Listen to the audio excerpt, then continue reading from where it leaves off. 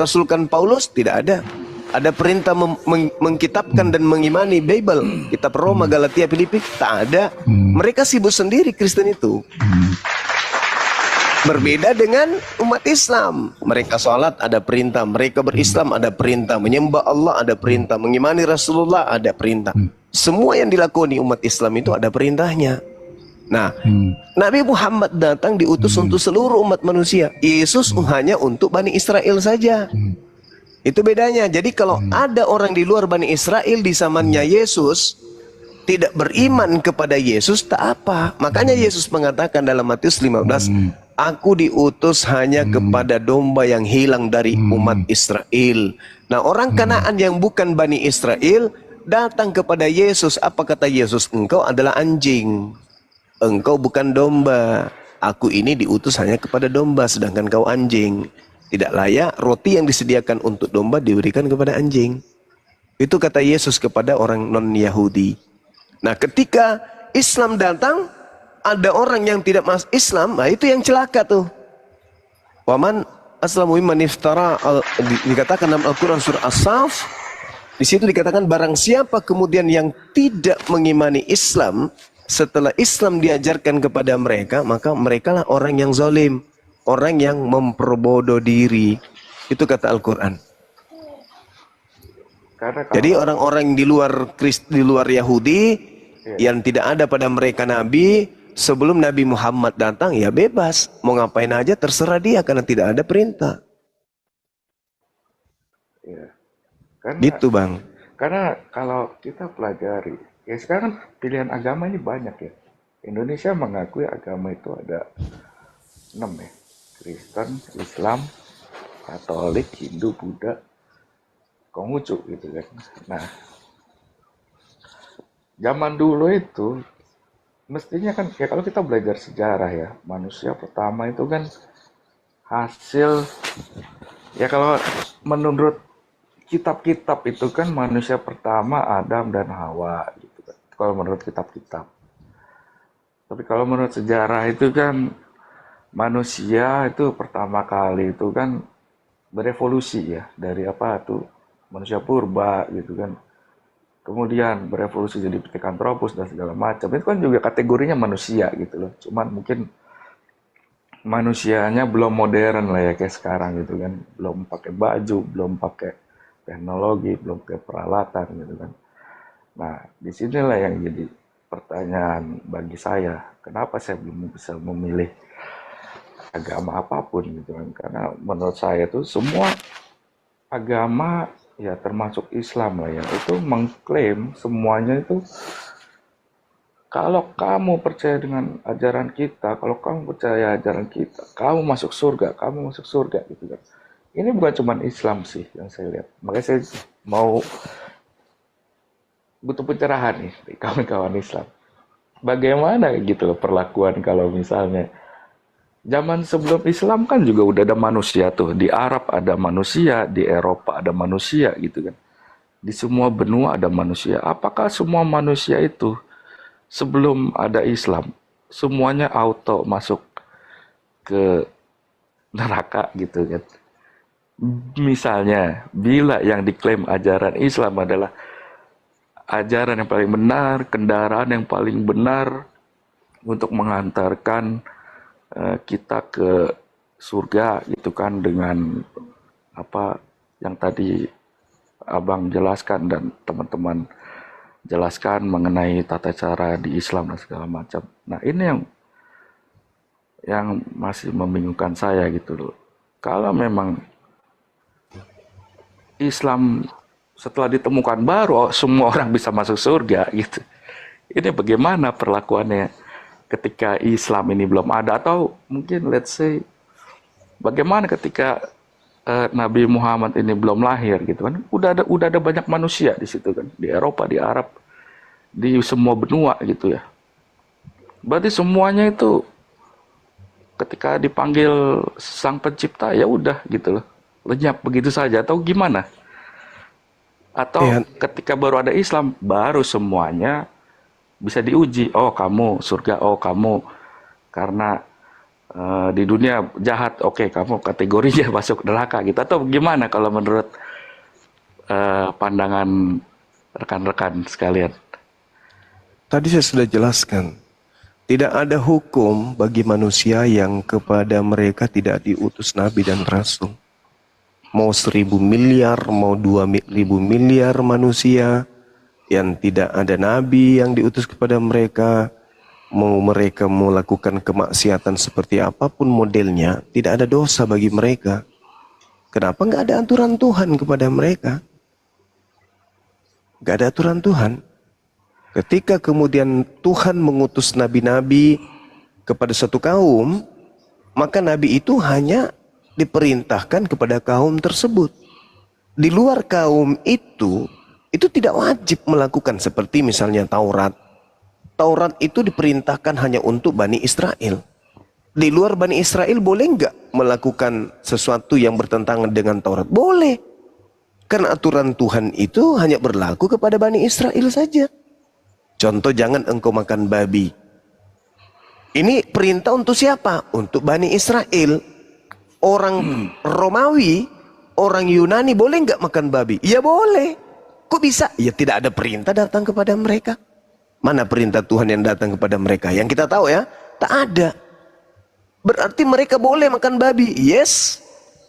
Nah, berbeda ketika Nabi Muhammad datang dengan membawa Al-Quran. Al-Quran itu dikhususkan untuk seluruh manusia yang hidup sama Nabi Muhammad sampai kiamat. Wajib. Jadi siapapun mereka yang tidak Islam, neraka. Kalau dulu Nabi-Nabi diutus kepada sekelompok kecil manusia, ya aturan itu hanya berlaku. Makanya mereka disebut bangsa pilihan. Tuhan memilih mereka untuk mendapatkan titah perintah, aturan hidup. Di luar daripada itu Tuhan tidak milih.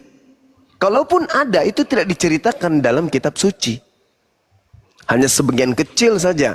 Seperti kaumnya Nabi Lot, kaumnya Nabi Nuh, ya, dan keturunan Nabi Ibrahim alaihissalam. Di luar daripada itu, tak ada diperintahkan.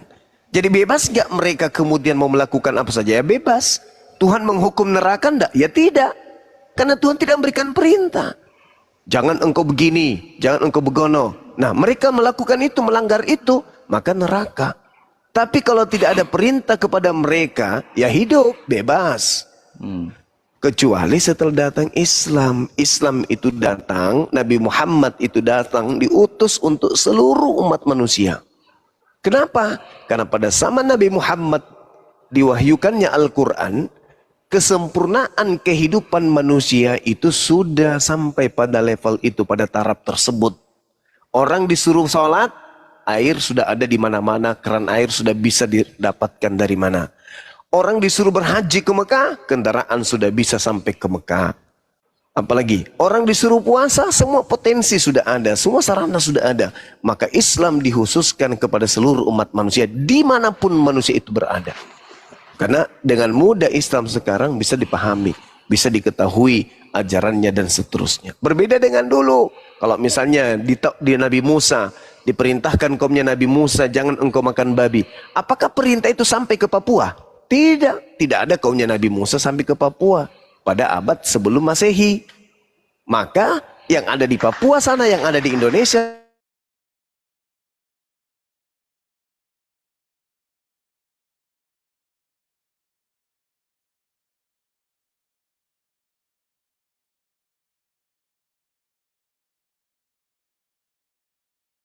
dosa. Tapi selama tidak ada, itu tidak dihitung dosa.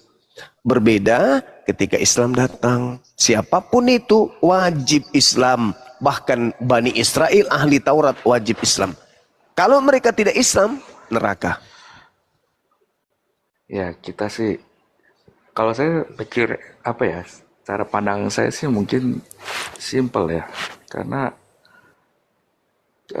sekarang ini kan ya itulah, kalau kita lihat kan polemik Islam, polemik Kristen itu saling mengklaim mereka adalah agama paling benar dan mereka adalah kendaraan yang bisa membawa para umatnya itu yang taat dan memilihnya itu mendapatkan kehidupan kekal lah istilahnya di surga gitu ya. Ini saling ngeklaim kan kalau kita lihat ini. Iya, mereka hanya Saling klaim. mengklaim, tapi tidak ada data di dalam Bible perintah menjadi Kristen. Ya kalau orang Kristen juga Ada nggak perintah jadi punya Kristen? Ada nggak Nah, dalilnya? mereka sih dalilnya ada gitu. Coba tunjukkan Orang di Islam mana pun perintahnya untuk menjadi Kristen. eh, ya Kristen ini kalau ya kan saya juga pernah menjadi orang Kristen ya. Kristen Iya, itu dalilnya ya, Bang. Dalilnya untuk jadi Kristen mana? dalilnya apa? Dalilnya untuk makan jalan kote. Jalan kota itu apa? Ya udahlah Bang, nggak usah lah, nggak perlu lah jadi Islam, jadi apa kek sama seperti kambing, tidak beragama. Itu lebih bagus bagi Anda kan? Karena kalau saya bertanya kepada saudara tentang agama Anda mengatakan ya saya ada di tengah-tengahnya. Ya sama seperti kambing berarti. Kambing juga tidak punya agama. Kambing hidupnya tidak ada aturan dari Tuhan. Ya sama seperti Anda. Jadi saya berdiskusi dengan kambing ini sekarang. Saya tanya di mana dalilnya menjadi Kristen di kitab saudara? Ada. Ada. Di mana? Anda tanya apa? Ya tanya jalan kote.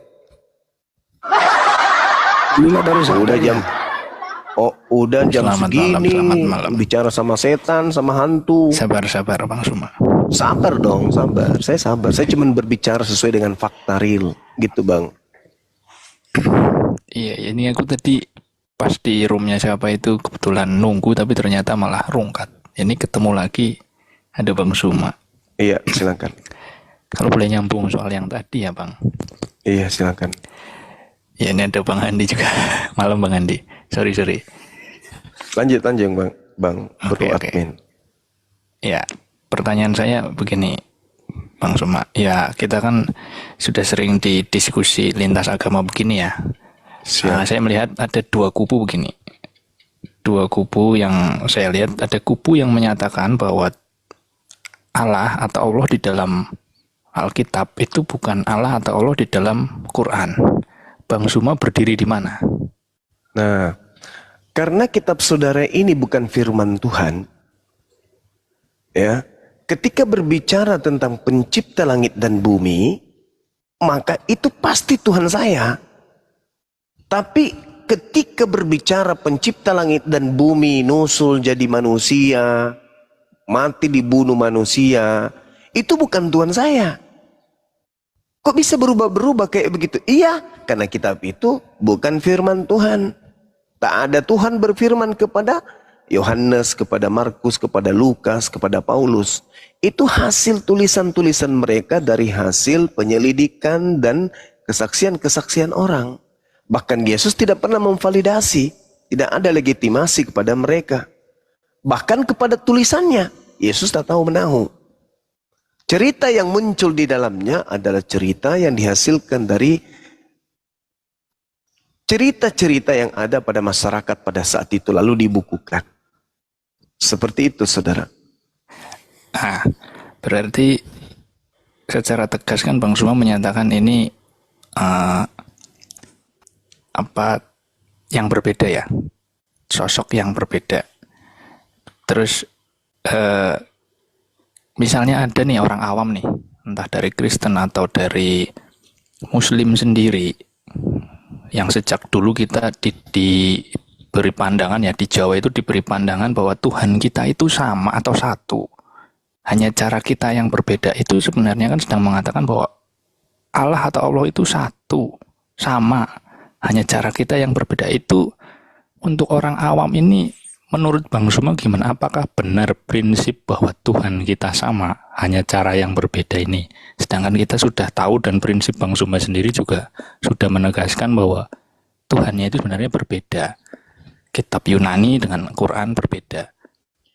Gimana? Seperti ini orang-orang ada 2.200 orang. Saya yakin mereka ada juga yang masih berpikiran bahwa Allahnya itu sama, hanya caranya yang berbeda. Kira-kira gimana tanggapan Bang Suma? Iya, baik. Jadi gini, saudara bro admin. Kalau saya mengatakan bahwa Tuhannya umat Islam dan Tuhannya sapi, Tuhannya kambing, Tuhannya bumi ini sama. Itu betul. Tuhan yang menciptakan kambing dan yang menciptakan kemudian umat Islam itu sama. Jadi artinya bahwa Tuhannya orang Kristen dan Tuhannya umat Islam itu sama. Tuhannya orang Hindu, Tuhannya orang Buddha dan ateis itu sama. Rabbus samawati wal ard, yaitu Tuhan pencipta langit dan bumi. Hanya saja ada di antara kita yang menyembah kepada Tuhan yang bukan pencipta langit dan bumi, tetapi Tuhan yang kita buat sendiri. Kalau dikatakan Tuhan kita sama, betul. Hanya saja di antara kita ada yang salah Tuhan. Tapi Rabbus samawati wal ard itu cuma satu. Para nabi mengajarkan itu, bahwa Tuhan itu tidak serupa dengan makhluk. Tuhan tidak bisa jadi makhluk. Kenapa tidak bisa jadi makhluk? Karena makhluk terbatas, sementara Tuhan tidak bisa terbatas. Kalau kapan dunia ini diciptakan oleh yang terbatas, maka alam semesta ini tidak jadi. Nah, konsep yang ada dalam Islam, Bang, Tuhan itu satu. Tuhan tempat bergantungnya segala sesuatu. Tuhan itu tidak beranak dan tidak diperanakkan. Tidak ada satu apapun di atas muka bumi ini yang setara dengan Tuhan. Orang Kristen pun percaya itu. Yang membelokkan kemudian mereka untuk ragu terhadap pernyataan itu sendiri, doktrin dan dogma. Contoh, setuju nggak orang Kristen Tuhan itu satu? Orang semua Kristen akan mengatakan setuju. Setuju nggak Tuhan itu kemudian tempat bergantungnya segala sesuatu? Orang Kristen teriak, setuju. Setuju nggak orang Kristen bahwa Tuhan itu tidak beranak dan tidak diperanakkan? Nah, di sini mulai bimbang orang Kristen. Kenapa? Karena orang Kristen dicetak kemudian untuk memiliki doktrin dan dogma manusia Kristus itu adalah Tuhan yang datang dalam rupa manusia, yang diperanakkan, dan mereka kemudian menyebutnya Yesus itu adalah anak Tuhan. Maka ketika ada konsep yang sejatinya tidak bertentangan dengan kodrat kemanusiaan orang Kristen, Tuhan tidak beranak dan tidak diperanakkan, mereka tolak. Minimal mereka sudah mulai ragu, bimbang di situ. Mau mengatakan betul, tapi Tuhannya anak Tuhan. Mau mengatakan betul, nah, gimana ceritanya? Mau mengatakan tidak betul, nak berotak. Bagaimana mungkin Tuhan beranak?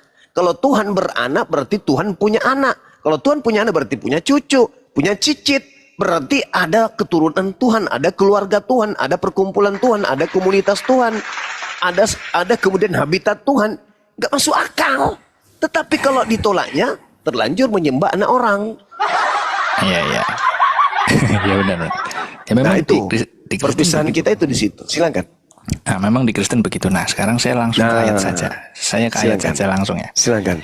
Di Yohanes 3:16 itu kan dikatakan begini, karena begitu besar kasih Allah akan dunia ini sehingga ia telah mengaruniakan anaknya yang tunggal supaya setiap orang yang percaya kepadanya tidak binasa melainkan beroleh hidup yang kekal. Nah, menurut Bang Suma, ayat ini merujuk kepada Allah lain atau Allah yang ada di dalam Quran?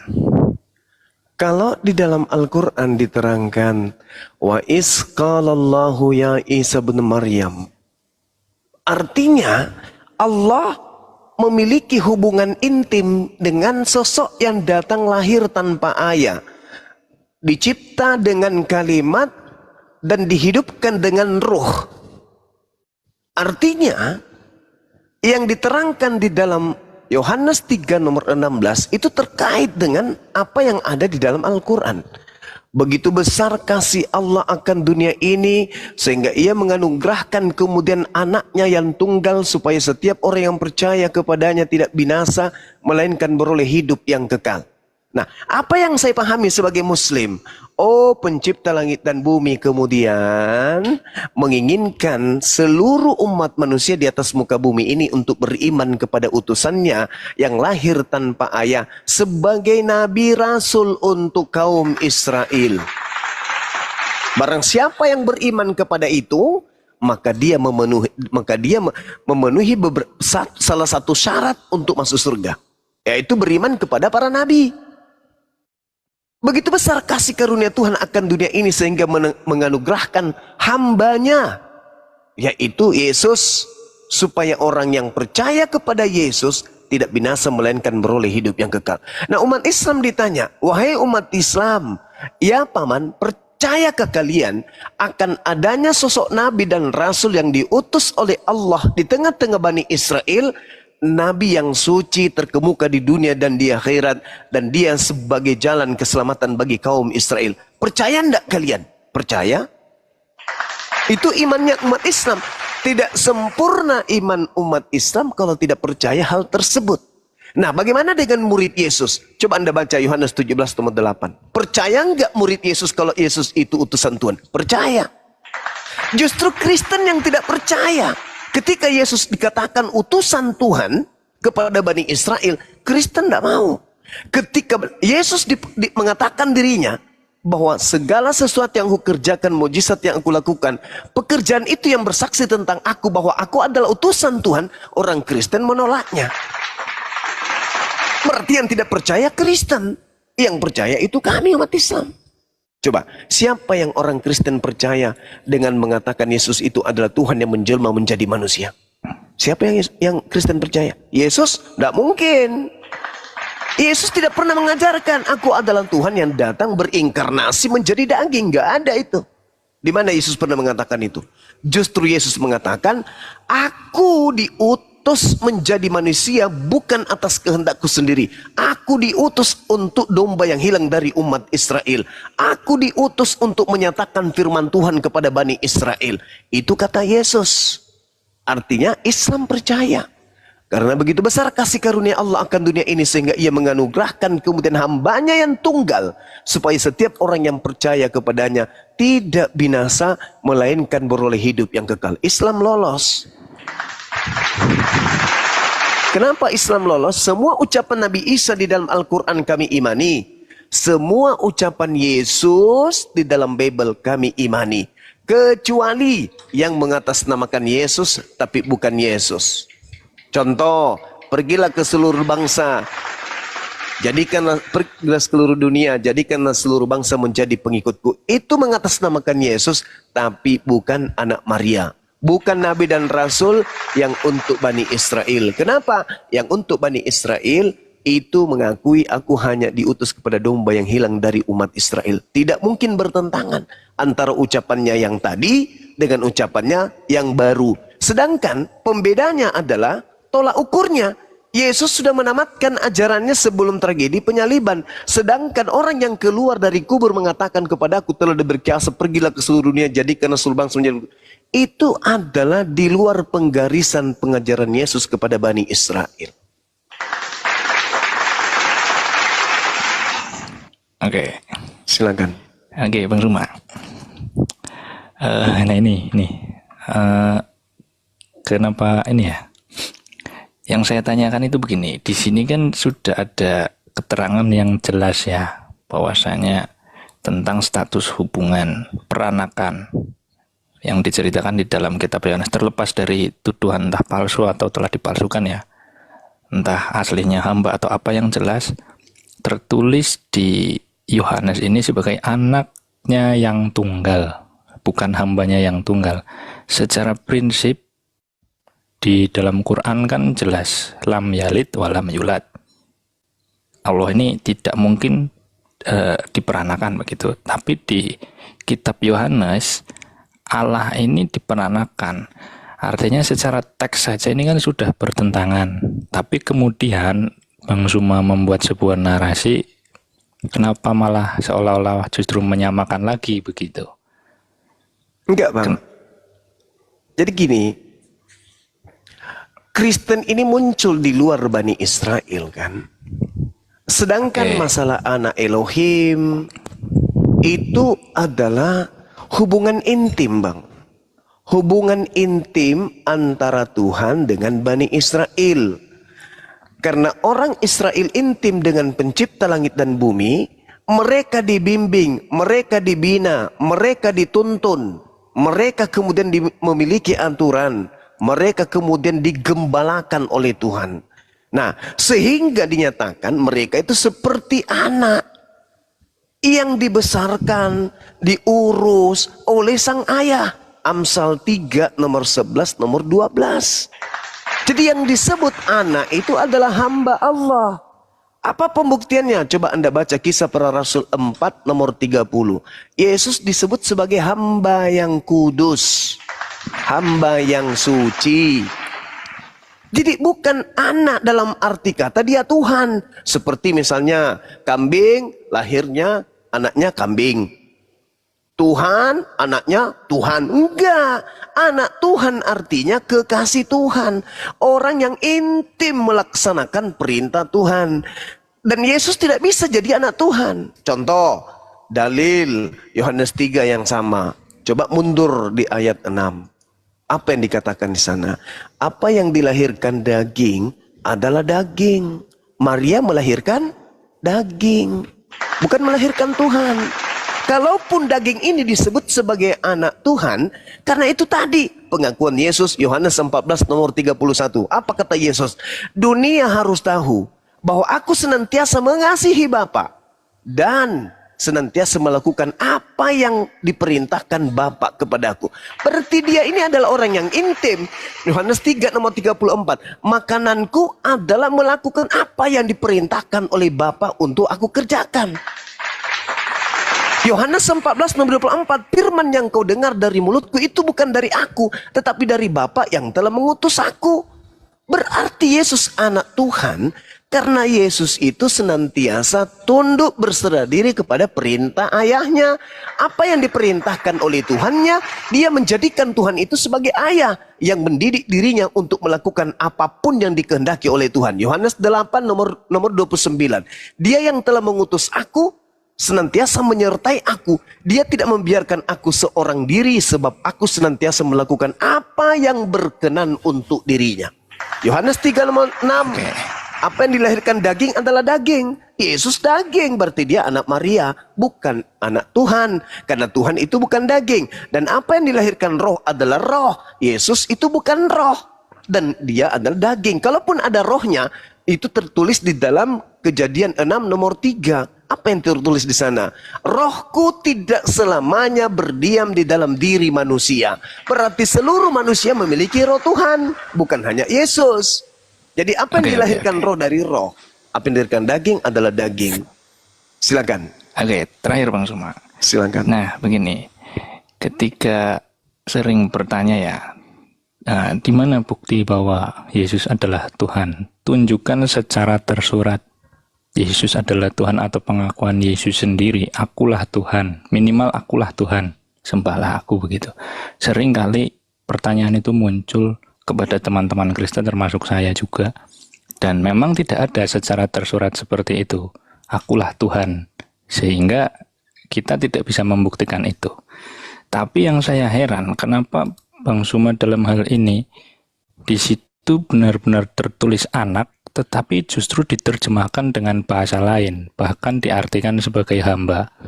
Betul boleh, tapi tidak bisa kemudian menggantikan peran bahwa Yesus adalah anak. Karena bukan hanya satu ayat saja di situ yang menerangkan Yesus adalah anak. Misalnya di Matius, Simon Petrus juga mengatakan, engkau adalah Mesias, anak Allah yang hidup. Di Lukas juga ada banyak. Di Yohanes juga banyak. Artinya, status Yesus sebagai anak Allah itu benar-benar dinyatakan di dalam Alkitab, walaupun mungkin ada pendapat sebenarnya bukan kata Allah yang tepat ya, lebih tepatnya anak Tuhan. Jadi yang saya mau tanyakan, kenapa dari sisi Bang Suma atau mungkin teman-teman Muslim ketika meminta pembuktian tersurat di dalam kitab suci, di mana Yesus mengaku akulah Tuhan secara tersurat, itu dituntut benar-benar ada baru bisa terbukti dia Tuhan. Sedangkan ketika membahas Yesus adalah anak Allah, yang jelas-jelas tertulis anak, di situ malah diterjemahkan dengan pengertian lain atau diganti dengan pengertian lain, yaitu hamba. Kenapa Bang Suma? Silakan. Iya, saya tidak pernah menemukan dalil di dalam kitabnya Anda, Yesus mengaku sebagai anak Allah. Itu cuman pernyataan-pernyataan orang.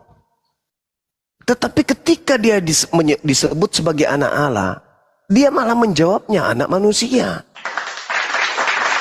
Tidak ada terlontar kalimat aku adalah anak Allah, itu nggak ada. Coba Anda tunjukkan kepada saya.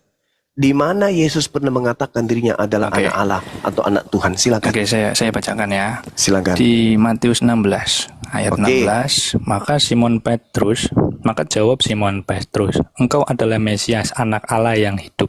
Kata Yesus kepadanya, berbahagialah engkau Simon bin Yunus, sebab bukan manusia yang menyatakan itu kepadamu, melainkan Bapa-Ku yang di surga. Dan aku pun berkata kepadamu, engkau adalah Petrus, dan di atas batu karang ini, dan seterusnya, dan seterusnya. Oke. Ya. Nah, di mana dia mengatakan dia anak Allah? Kan saya minta, di mana ucapan Yesus itu bahwa dia adalah anak Allah? Oke, kalau yang langsung misalnya ya, yang itu tadi konfirmasi dari Yesus sendiri. Yang pertama, kalimat pertama itu kalimatnya Simon Petrus, yang kalimat kedua yang 17 itu pernyataan Yesus sendiri. Kalau yang lain misalnya di Yohanes yang tadi, karena begitu besar kasih Allah akan dunia ini sehingga ia mengaruniakan anaknya yang tunggal. Nah, itu kan perkataan Yesus. Enggak ada kan ucapan Yesus? Itu ucapan Yesus, Bang. Di mana Anda coba lihat? Yohanes 3 nomor 16. Nah, oke. Nomor 16. Nomor 16 kan ya. Nah, kita lihat ucapan Yesus di sini. Ketika dia mengatakan kemudian bahwasanya begitu besar kasih Allah akan dunia ini sehingga ia telah mengaruniakan anaknya yang tunggal supaya setiap orang yang percaya padanya beroleh hidup yang kekal. Baik. Nah, coba Anda lihat kemudian ketika berbicara mengenai monogenes, apa artinya di sana yang seharusnya? Satu-satunya kan? Bukan anak, tapi satu-satunya. Harusnya terjemahannya itu tidak seperti itu. Karena begitu besar kasih karunia Allah akan dunia ini, sehingga ia menganugerahkan satu-satunya. Supaya setiap orang yang percaya kepadanya tidak binasa, melainkan beroleh hidup yang kekal. Yaitu Yesus. Lalu kemudian ketika Anda berbicara mengenai Matius, Simon Petrusnya berkata, engkau adalah Mesias. Anda ngerti Mesias? Mesias itu adalah manusia yang diurapin. Adapun ucapan anak Allah, Petrus, Kepas itu adalah orang Yahudi. Orang Yahudi ketika berbicara mengenai anak Elohim, paham mereka itu cakupannya adalah hamba, kekasih. Makanya saya berkata tidak ada ucapan Yesus itu. Kalau yang tadi monogenes itu satu-satunya. Bukan anak Tuhan. Itu gimana ceritanya ada muncul Theos di situ? Ada muncul Allah di situ. Original teksnya itu apa dulu? Ini hanya penambahan lai. Untuk apa? Untuk menyesatkan kalian. Sederhana itu kawan. Amsal 3 nomor 11 nomor 12. Hai anakku, tekunlah mendengarkan didikan Tuhan. Seibarat anak yang tunduk atas didikan ayahnya. Di dalam tradisi Islam, Nabi Muhammad disebut kekasih Allah. Orang-orang beriman disebut kekasih Allah. Kekasih itu identik antara laki perempuan. Orang pacaran, orang yang intim, orang yang berhubungan lengket. Itulah yang disebut orang beriman. Makanya Yesus itu disebut orang soleh. Makanya Yesus mengakui dirinya tidak seorang diri. Tetapi aku bersama dengan Bapa yang telah mengutus aku. Coba baca Yohanes 8, nomor 15, 16, 17. Engkau menghakimi manusia? Aku tidak menghakimi manusia. Tetapi ketika aku menghakimi, maka penghakimanku itu benar. Sebab aku tidak seorang diri, melainkan aku bersama dengan Dia. Bukankah di dalam kitab Tauratmu dikatakan 2 saksi adalah sah? Akulah yang bersaksi tentang diriku 1, dan Bapa juga yang bersaksi tentang aku 2. Berarti aku dan Bapa adalah 2. Jadi anak Tuhan yang dinobatkan oleh orang-orang Yahudi kepadanya itu hamba Tuhan, orang yang intim dengan Tuhan. Kesalahan Kristen menganggap Yesus itu Tuhan karena mereka menganggap Tuhan pasti melahirkan Tuhan. Makanya segala macam tete bengek dipretelin. Firman itu telah menjadi daging. Pada mulanya adalah firman itu bersama-sama dengan Tuhan dan firman itu adalah Tuhan. Tuhan itu menjadi daging, dipretelin. Padahal konsep kekristenan itu tidak dibangun dari Yohanes 1, enggak. Ketuhanan Kristus itu dibangun dari 13 buku miliknya Paulus. Bukan dari Yohanes 1. Kalau Yohanes 1 pada mulanya adalah firman bersama-sama dengan Tuhan, itu tidak salah. Firman yang adalah kalam, kemampuan berkata yang dimiliki oleh Allah bersama dengan Allah, itu sifat. Dan kemampuan berkata yang melekat pada diri Allah itu adalah Allah.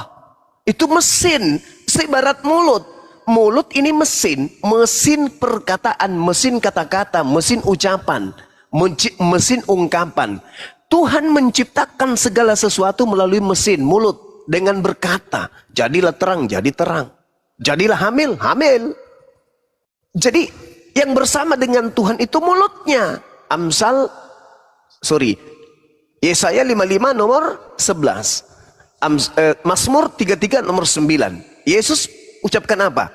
Manusia tidak hanya hidup dari roti saja, tapi dari setiap firman yang keluar dari mulut Tuhan. Matius 4 nomor 4. Makanya umat Islam itu beriman kali dan sangat miris ketika mendengarkan saudara-saudara Kristen, Yesus yang adalah nabi ditampar, diludahin, ditonjok, digantung, ditombak, dibunuh. Kami sangat miris mendengarkan itu. Di sisi lain, kenapa? Karena kami sangat mencintai beliau. Kami sangat menghargai beliau. Kami beriman kepada beliau. Terlepas kalian menyebutnya Yesus, kami paham yang kalian maksud Yesus adalah Nabi Isa alaihissalam yang datang di tengah-tengah Bani Israel lahir tanpa ayah. Anda mau terima atau tidak terima, itu iman kami. Siapa lagi kalau bukan Nabi Isa yang kalian maksud? Kecuali Anda ingin mengatakan, oh ini tokoh fiktif kami loh, ya kami yang buat-buat sendiri. Karena sebenarnya Nabi yang datang kepada Bani Israel itu tidak bahasa Yunani, sementara yang di kami itu bahasa Yunani. Maria atau Miriam dalam bahasa Ibrani atau bahasa Aramaik tidak mungkin menamai namanya anaknya dengan nama penjajah Roma. Gak mungkin.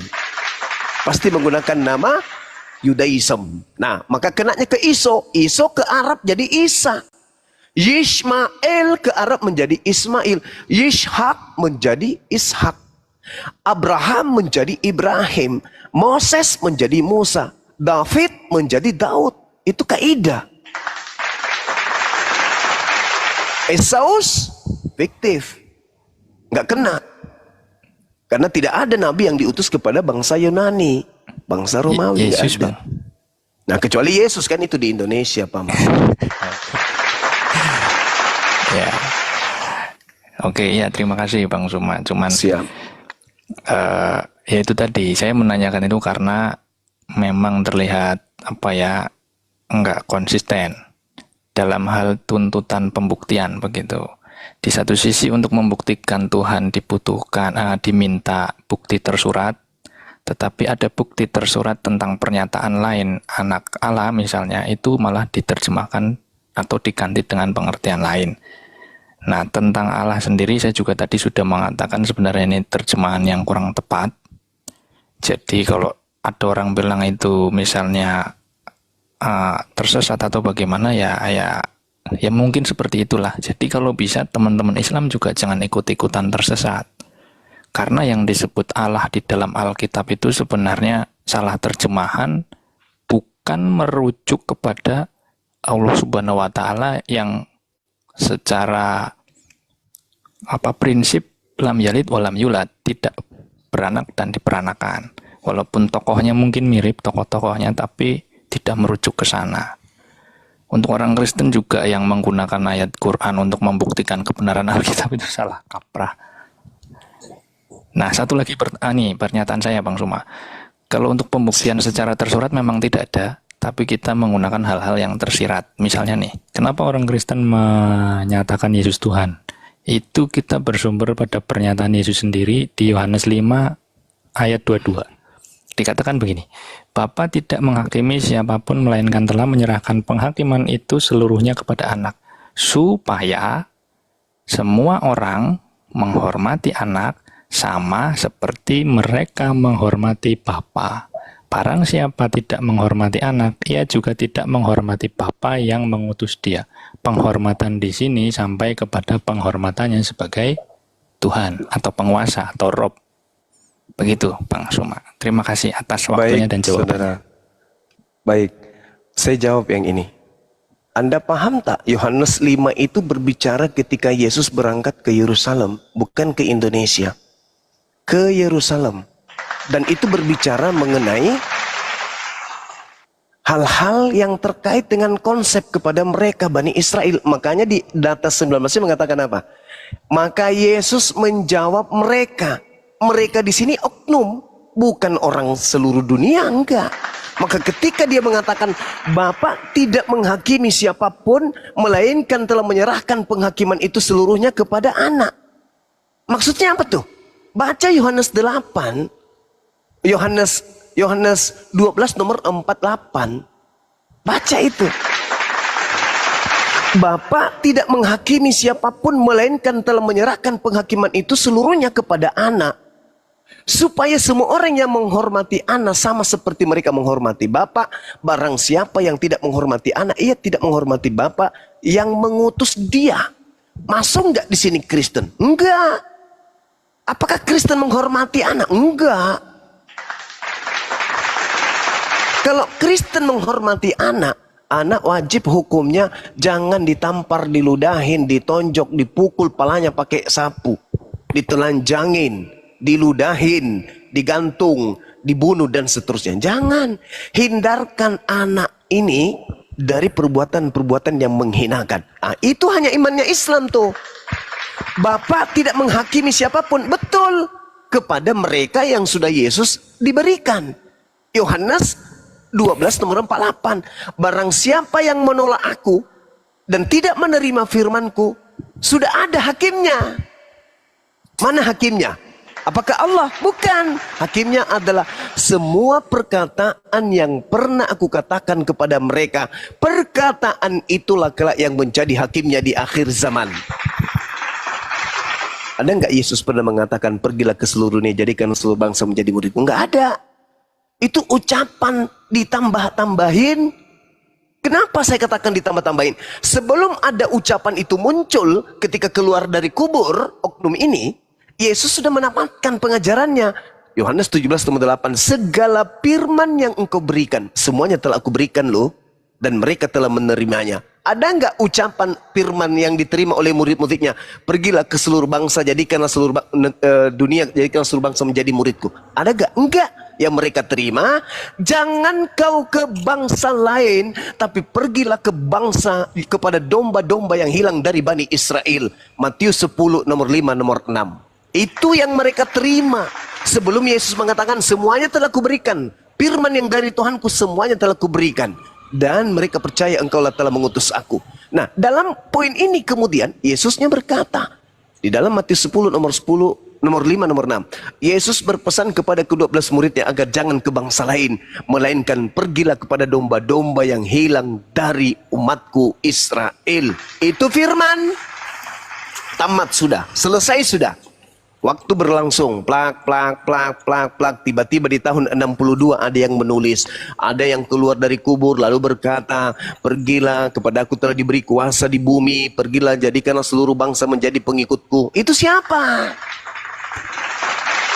Coba dicari dulu deh, dicari dulu. Sedangkan yang mau menjadikan seluruh bangsa menjadi pengikutnya itu hanya setan.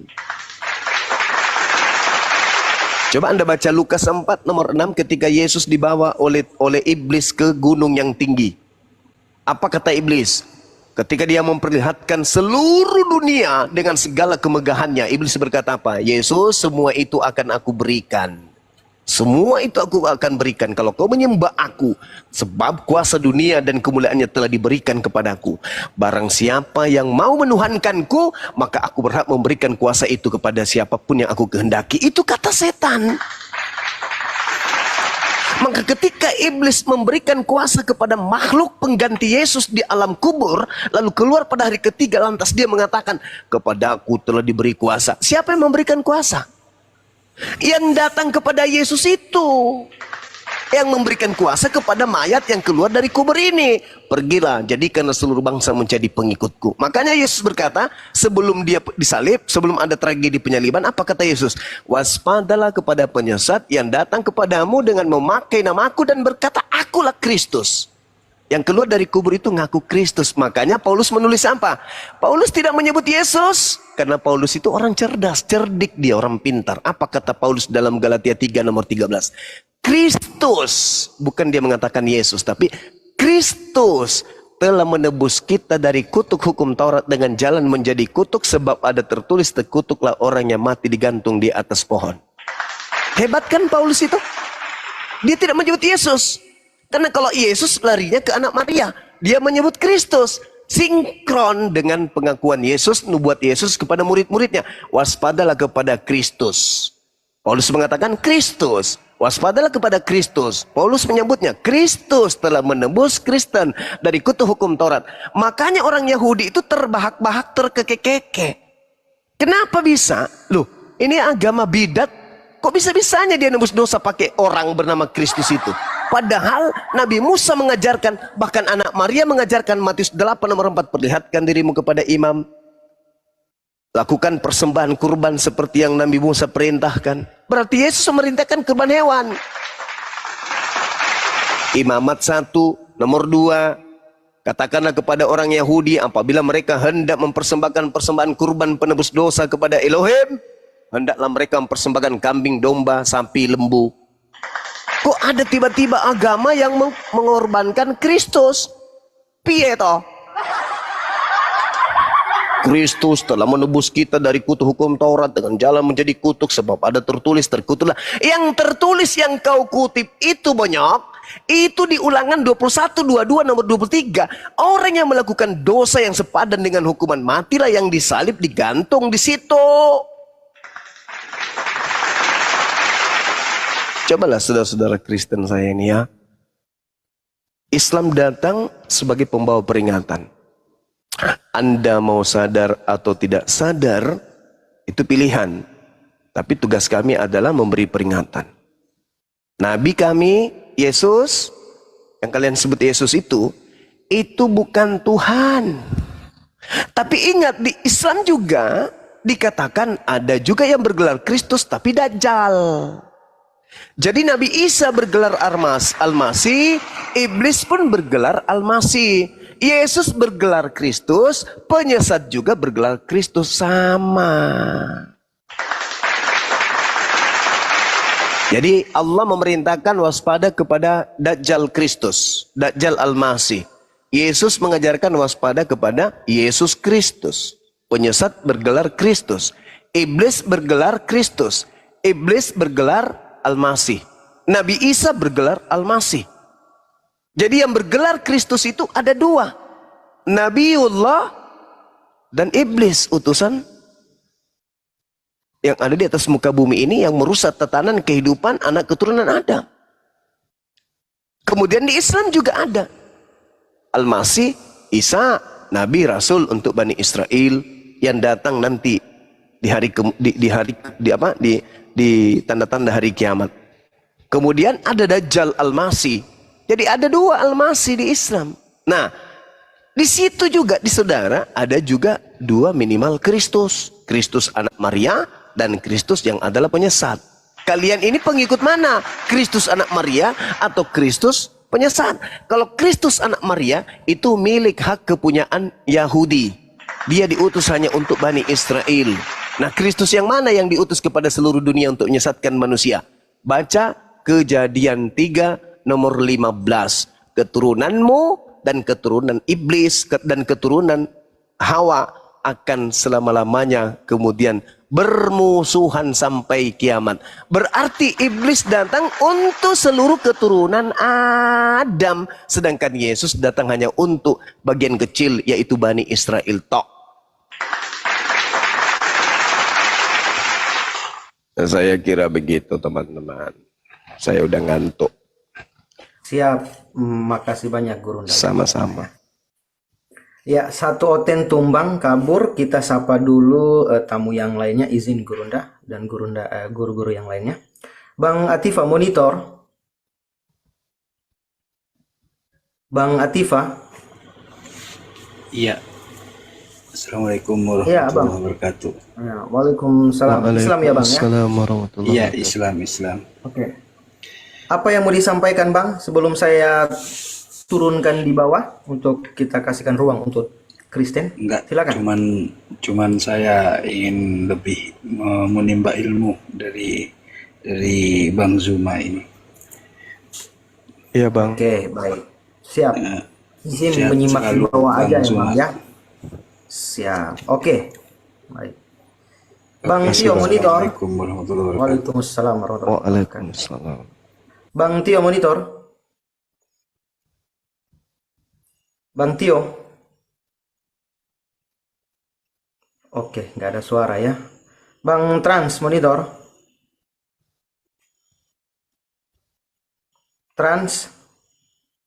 Transport. Bang Trans, oke nggak ada suara. Saya turunkan ya. Oke, teman-teman Kristen yang lain naik, silakan. Pasien berikutnya. Manusia, Oke. Manusia berakal, monitor. Halo. Yuhu. Oke, nggak ada suara ya Bang ya. Izin saya turunkan. Oke, pasien berikutnya naik. Oke, Bang.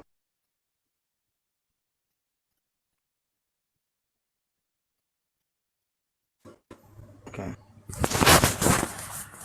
Bang Arya. Bang Arya. Oke. Nggak ada suara ya. Ini Adam. Bang Adam monitor. Bang Adam.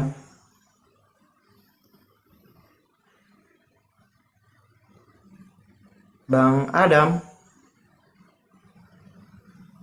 Bang Adam.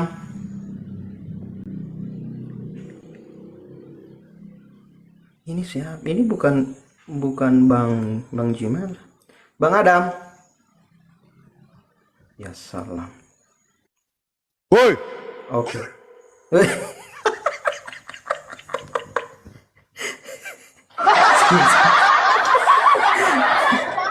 Oke, nggak ada suara ya. Oke, pasien berikutnya naik. Saya jadi Ya, kaget loh. Siap Gurunda. Ternyata suara songkat ini besar kali. Besar Gurunda. Beli Gurunda baru beli. Zoom. Iya, kaget Zoom. sendiri saya. Alamak. Bang Zul, promosi Zoom. akun dulu dong Bang Zul. Oh iya, boleh Bunda, boleh. Izin ya ini Gurunda. Silakan Bunda. Silakan Bunda Mila, silakan. Ya Bang Zul lah yang suaranya kencengan. Saya nggak Oh kasih- ya, baik, siap. Ya, saudara muslim yang menonton 2,6 juta ini ada akunnya Bunda Mila yang baru. Tolong di follow ya. Beliau juga ini salah satu debaters muslim juga. Jadi mohon follow-follownya Ikhwan Fillah. Yang di atas yang menonton 2.600 juta ini silakan follow akunnya Bunda Mila dan akun-akun juga para guru-guru kita yang di atas, ada Bunda Rahma, ada Bang Handi Selebes dan Gurunda Bang Zuma, sekalian di subscribe YouTube-nya para guru-guru kita ya. Betul. Nah, pandai teman kita ini. Terima kasih.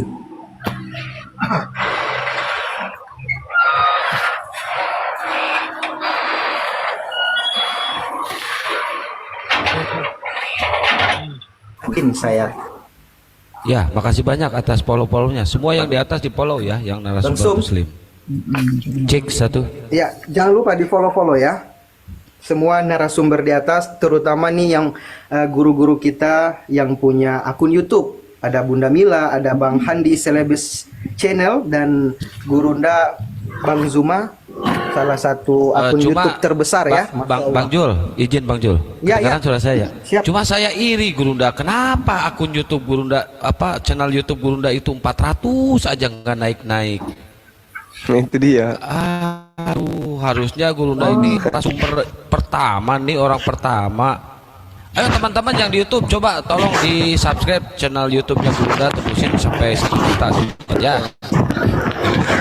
Ini siapa sih yang berisik ini? Zoom ini, aduh. Moderatornya mana di mute? Bang Hadi Udah. moderator. Udah. Bang, Kenapa? udah. Cek. YouTube dari itu ada kali Bang Zuma di link ya di apa namanya? Di profile. Ya, silakan klik saja di di masing-masing profilnya guru-guru kita ya. Ini ada juga Bang Handi Celebes Channel. Beliau juga punya akun YouTube, tolong di-subscribe dan juga di-follow-follow juga ya. Terutama nih Nah, kalau cari YouTube-nya Gurunda itu jangan Bang Juma, nyarinya nggak bakal ketemu. Zulkifli M Abbas official. Nah, Zulkifli M Abbas official, guys. Mantap. Kalau Bunda Inilah yang saya maksud ya. Izin dulu Bunda. ya Penonton kita itu sebenarnya banyak yang belum dewasa. Dia pikir itu kalau suaranya Bang Juma udah kedengaran di situ, yang dia tonton itulah channelnya Bang Juma. Nah, itu belum tentu. Oh iya, betul. Tidak semua suaranya Bang Juma Anda dengarkan, suara saya Anda dengarkan itu channel kami, bukan, enggak semua. Kan ada nama channelnya. Misalnya ada channelnya Batula SE channel, tapi ada suaranya Bang Juma di situ. Itu bukan punya Bang Juma. Karena Bang Juma bukan sarjana. Makanan lagi juga di sini nih, lapar perut gue. Belum lupa beli Indomie.